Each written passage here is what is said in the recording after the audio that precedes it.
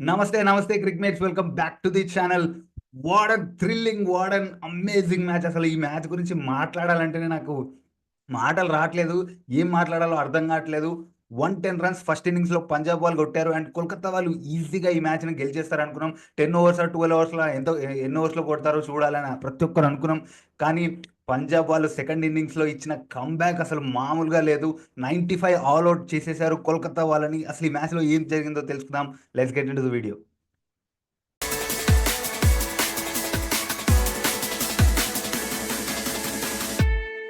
వీడియోలోకి వెళ్ళే ముందు please consider liking and subscribing to our channel. మీరు లైక్ అండ్ సబ్స్క్రైబ్ చేస్తే నాకు మోటివేషన్లా ఉంటుంది, మంచి మంచి వీడియోస్ చేయాలి, మంచి మంచి అవుట్పుట్ ఇవ్వాలని. So please do like and subscribe to our channel. What and amazing match. అసలు ఎక్స్పెక్ట్ చేయలేదు ఇలాంటి టర్న్ అరౌండ్ జరుగుతుంది, ఇలాంటి కంబ్యాక్ ఇస్తారు పంజాబ్ కింగ్స్ వాళ్ళని. ఫస్ట్ ఇన్నింగ్స్లో పంజాబ్ వాళ్ళు బ్యాటింగ్ స్టార్ట్ చేసినప్పుడు బిగ్ స్కోర్ వెళ్ళే ఛాన్స్ ఉందని ప్రతి ఒక్కరు అనుకున్నాం. ఎందుకంటే ఫస్ట్ 3 ఓవర్స్లో 39 రన్స్ స్కోర్ చేశారు.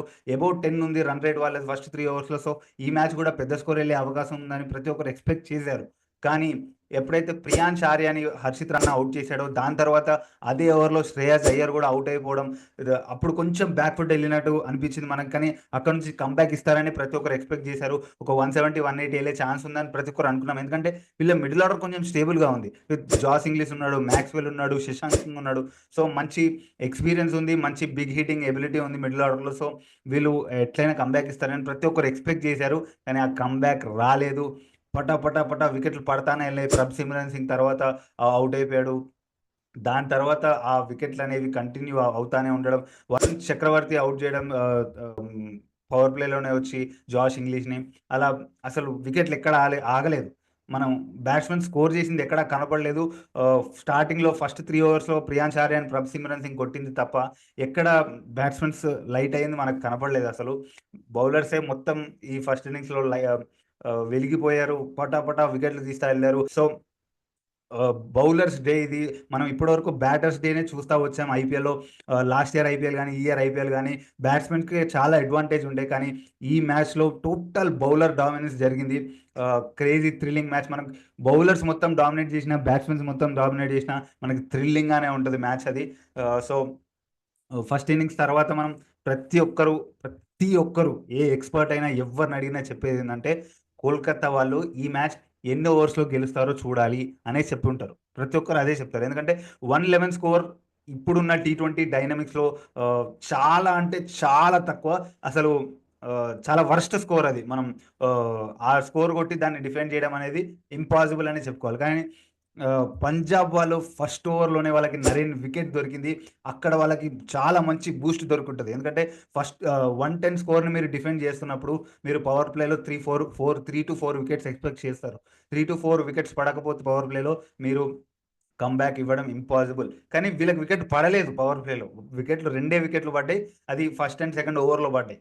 ఫస్ట్ ఓవర్‌లో నరీన్ అవుట్ అయిపోవడం, దాని తర్వాత ఓవర్‌లో క్వింటన్ డికాక్ అవుట్ అయిపోవడం. సో దాని తర్వాత కొంచెం స్లో అయింది వీళ్ళ రన్ రేట్. చాలా స్లో అయిపోయింది. 5-6 రన్ రేట్‌లో నడిచింది. స్లోగానే నడిచింది. Power play దాటేసింది. సో ఇక వీళ్ళు ఎళ్ళిపోతారు, కొట్టేస్తారు అనుకున్నాం.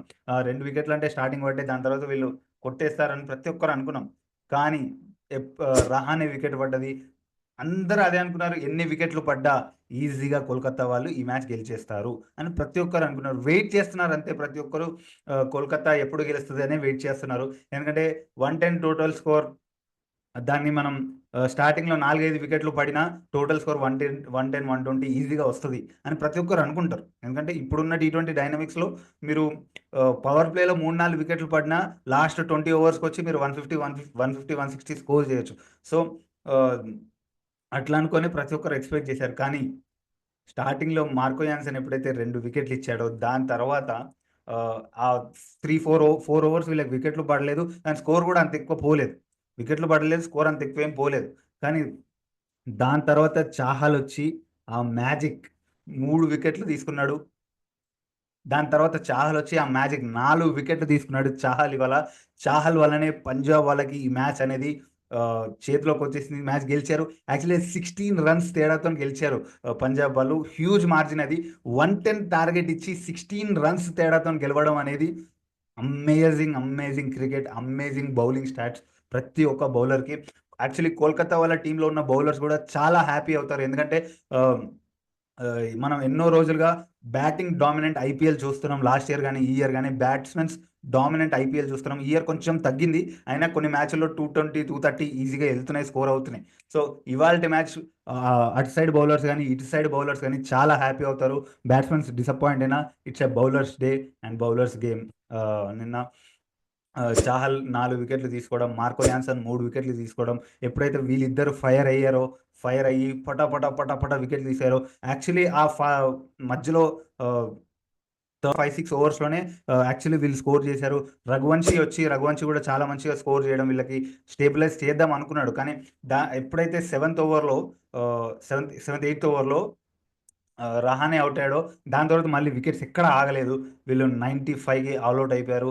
Chahal fire, Marco Jansen fire చాలా మంచి బూస్ట్ ఇస్తది పంజాబ్ వాళ్ళకి. కోల్కతా వాళ్ళు చాలా డిసప్పాయింట్ అయితారు. ఎందుకంటే 110 టార్గెట్‌ని 110 టార్గెట్‌ని వీళ్ళు చేజ్ చేయలేకపోయారన్న కొంచెం డిసప్పాయింట్‌మెంట్ ఉంటది. సో, నెక్స్ట్ వీళ్ళు ఎలా కంటిన్యూ చేస్తారో చూడాలి. ఈ మ్యాచ్ గురించి ఇంతే. మీరేమనుకుంటున్నారు ఈ మ్యాచ్ గురించి? బౌలర్స్ ఎలా పెర్ఫార్మ్ చేశారో దాని గురించి చెప్పండి. ఈ మ్యాచ్‌లు ఎక్సైట్ అనిపిస్తాయా మీకు? బ్యాటింగ్ పారడైజ్ ఉన్న మ్యాచ్‌లు ఎక్సైట్ అనిపిస్తాయా? అది కూడా నాకు కామెంట్ చేసి చెప్పండి. Please do like this video and subscribe to our channel. Next వీడియోలో మళ్ళీ కలుద్దాం. Until then